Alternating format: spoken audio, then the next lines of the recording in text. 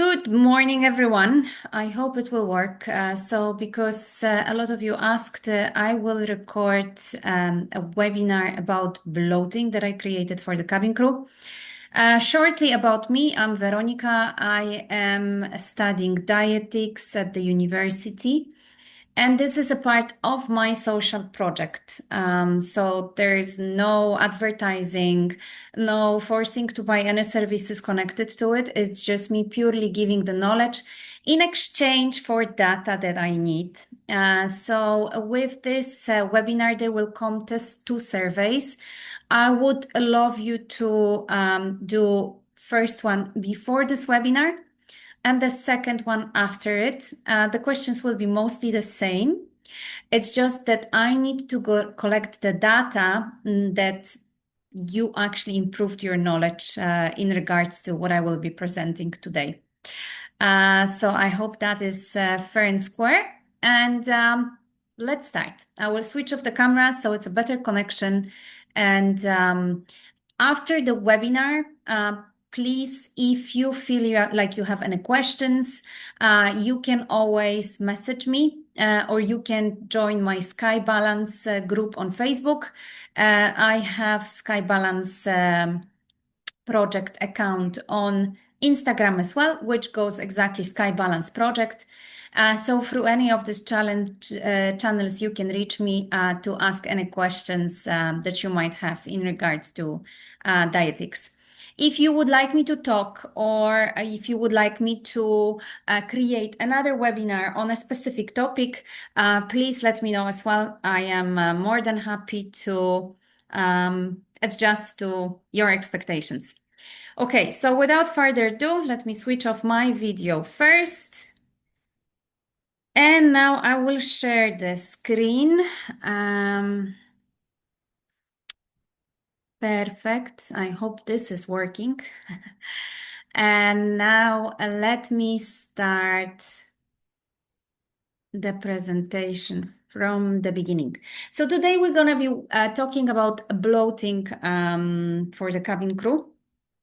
As probably all you know, bloating is this uncomfortable feeling we have during the flights, and we actually feel it very, very often. It might happen because the gases have been trapped inside, they are building up because maybe you ate something, or maybe you are sensitive to gases because you have some condition that you are not aware of. Sometimes as well, if we sit for prolonged hours and we are not moving, then the gases are more prone to develop.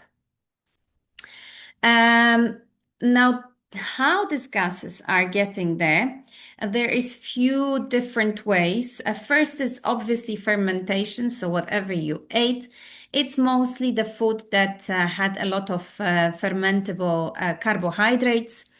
Second, as I mentioned before, sometimes it's because we are not moving. The guts are just, they don't know what to do. They just stand in place. There's small movements there that are happening.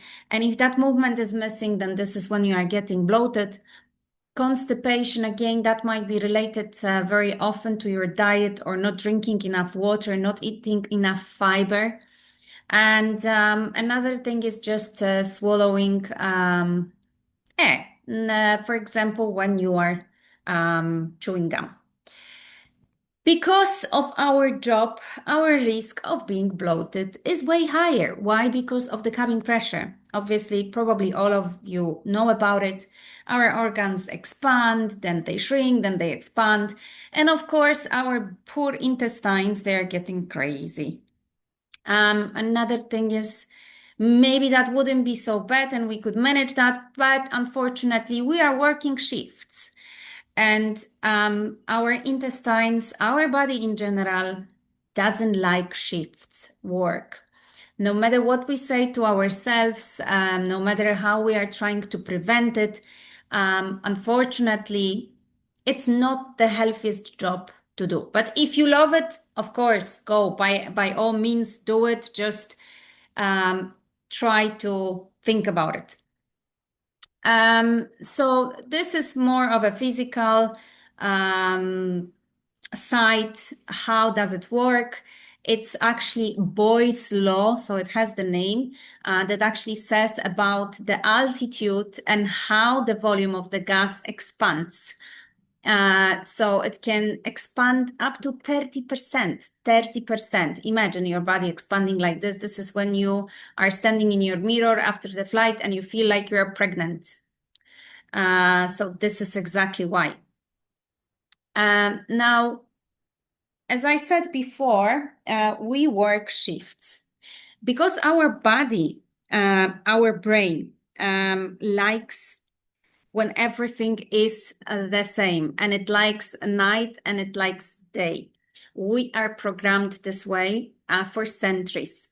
So when we start interrupting into that rhythm, everything else is falling apart, unfortunately.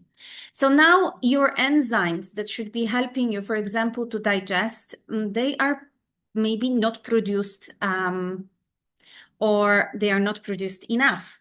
Your microbiota it changes because that happens with the shift work. And again, because you have irregular sleep, your body cannot regenerate well, or it doesn't know when it's going to regenerate. You have irregular movements in your bowels. In general, all your organs, they are the regulation is not there. They don't work in the same pattern, let's say in the same shift.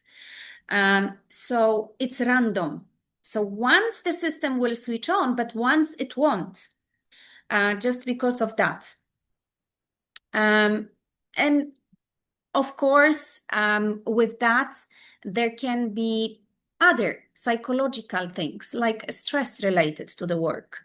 You are putting your body on stress working shifts. You are putting your body in stress because let's say you are in weight management and they require you to lose on weight in very short time, and basically you are stressing, or there's a lot of aspects.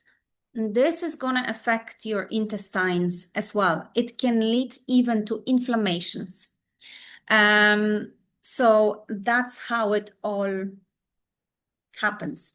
Now, unfortunately, 90% of the shift workers have IBS. IBS is a bowel syndrome which will lead you to actually bloating. So if you tried already absolutely everything, I would strongly suggest you to go and check yourself for IBS. Most of you will have it, and most of you doesn't even know that they have it. So diagnosis here is something critical, because if you don't have diagnosis, it's like you are in the dark, basically. And if someone is just telling you, oh, try this, try that, try whatever, please, I will always repeat that. If nothing is working, don't try to follow whatever, I don't know, Instagrammers, influencers, or anything like that is telling you, because this is not going to help. You need a doctor to say what is the condition and then start working from there. Another thing is SIBO. SIBO is similar to IBS. It's just that SIBO is when your good bacteria that you have in your intestine, they are overgrowing to where they shouldn't be. And because they are overgrowing to where they shouldn't be, they work where they shouldn't, and this is how you get bloated. Now, with SIBO, very important to remember is that probiotics are not the answer. That's why I'm saying that you need to be diagnosed, because with IBS, they need specific probiotics and specific cultures of bacteria, and the same with SIBO. You cannot just start taking probiotics, because if you already have too many bacteria and you will add on top of that more bacteria, you can see yourself, it's not going anywhere. And it's actually gonna cause more bloating than anything else. So sometimes people are just taking this probiotic, they are buying this amazing probiotics with 10,000 billions of bacteria, and they so strongly want to believe that it's helping that they don't notice even that it's bloating them even more. With SIBO as well, there are two things that you need to pay attention to, and it's HP pylori. If any of you at any stage of this job was diagnosed with HP pylori, then the probability you have SIBO is very high because they come together. Another thing is endometriosis for the ladies. So if you have endometriosis and you are struggling with it for most of your life, the probability of having SIBO is super high as well. So it's easy to test it. You just need to do a breath test. Please, before you go for that test, because I know from my own experience and from the experience of people who did it, they will not tell you how you should actually eat, what you should do, and what you should avoid on the day of the test. If you decide to do it and you cannot find anywhere the information, please text me. I can send you the protocol before the SIBO test. And please do not walk around because you will have to drink quite a lot of sweet stuff. And then they will tell you, yeah, you can go somewhere. Do not go because it might actually interrupt the testing. So again, if you decide to do it, read how to do it, what should be done. If you cannot find the information, please text me. I will be more than happy to share it with you. Another things that can cause bloating is candida, parasites, and any type of inflammation that you might have. Candida, you can kind of diagnose yourself if you have a lot of infections, especially for the ladies down there.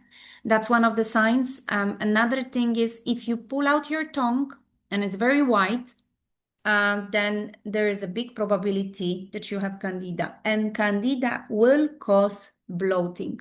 Candida eats sugars, is causing bloating, and unfortunately needs to be treated with antibiotics. Another things are parasites. Now, we are traveling all over the world. We eat absolutely everywhere, and not just in clean restaurants, not just in the hotels, although it's not said that because it's a hotel, it's guaranteed everything is clean and sanitized. So I always imagine that we have probably like another life inside of ourselves, because parasites, they don't need to actually give you symptoms. They live in symbiosis with your body, because why would they do something to you if they can lose someone who is feeding them? So that's why sometimes people, they live for years with no symptoms of parasites. And being in the university, I've learned that sometimes people, and I'm sorry, that will be quite disgusting, but they will,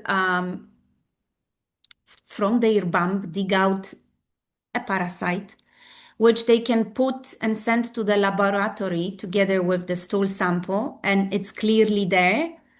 And then the laboratory will come back to them and say to them, actually, you don't have it. The testing for the parasites is not the best.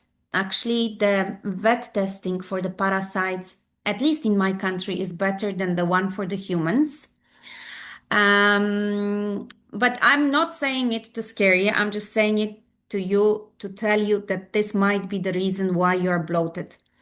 Best days to actually check for parasites is around the full moon, because parasites, they go with the moon. So when they start multiplying and having a party in your body is usually during the full moon. One of the things to watch out for, if you are very unsteady and you cannot sleep during the full moon, it doesn't mean that you are, I don't know, half wolf. It actually can mean that you have parasites. So it's worth testing it. And if I would test it, I would test it probably both from the stool and from the blood. And any type of inflammation, again, you should at least once a year do your blood work, and with that blood work, check CRP. CRP is responsible for inflammation in your body. So if CRP is going up, it means that something in your body there is happening. This is what gives you the clue. You don't know exactly where, but at least you know that there is something. Um, Now, what to do in these situations? First of all, because of our job, of course, if you have condition, SIBO, IBS, parasites, whatever, you need to follow whatever the doctors tells you. Consult a dietitian. Please do not consult nutritionist. Nutritionist and dietitian, they are different. Nutritionist usually will just calculate your macros, your weight, and your calories, and will tell you, okay, this is the amount of the calories, and that's what you need to eat. They will not really consider any other aspects.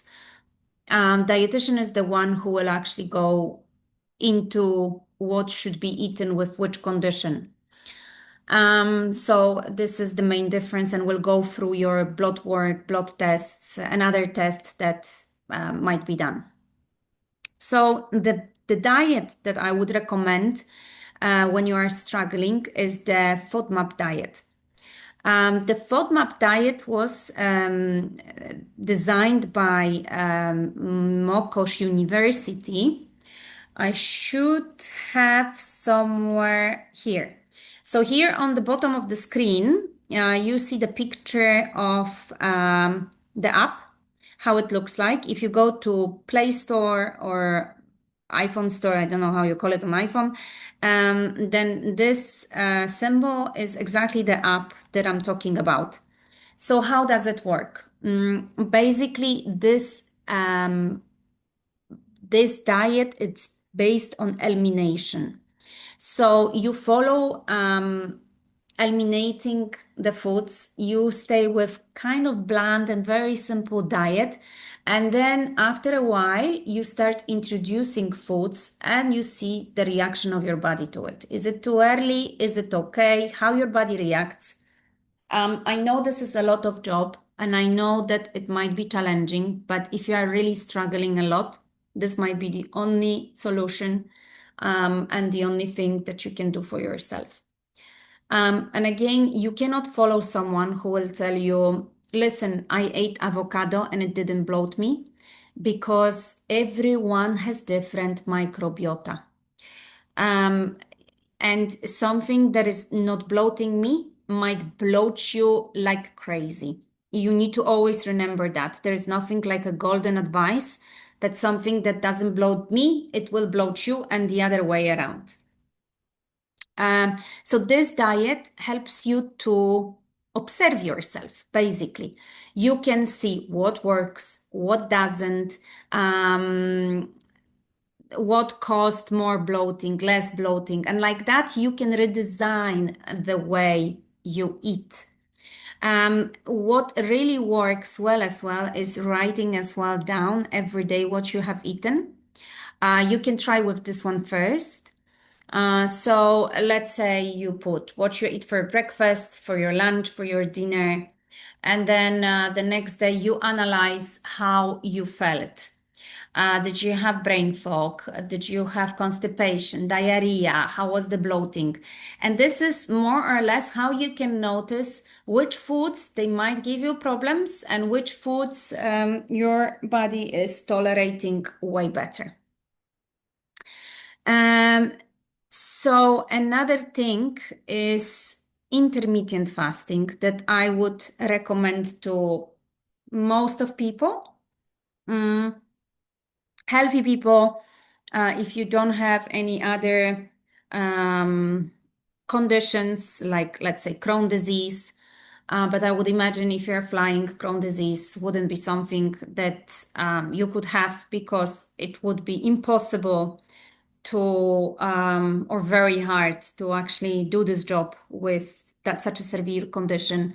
If you don't have diabetes, if you don't have Crohn's disease or anything like that, you are healthy, your only problem is something with your guts, intermittent fasting will be good for you. Why? Because it helps your body to clean everything. If you are constantly eating every few hours and you don't leave any gap for your body to basically go and clean, then of course you will be bloated because your body is still cleaning something and you are adding more. And it's cleaning and you are adding more. So logically speaking, it's not gonna go anywhere. When I say intermittent fasting, I don't say that you have to fast for 16, 20 hours, whatever you can do for yourself. If you are fasting at least 12 hours, that's already enough time for your body to clean. Okay, if you can do more, perfect. But if you cannot, if you are struggling, don't make it hard for yourself. Whatever you can do is good, okay? As long as it's 12 hours and your break between the meals as well should be at least 4 hours because this is normally how long the digestion takes. So if you will remember about these rules, that should really, really help you. Another thing is the timing of your meals.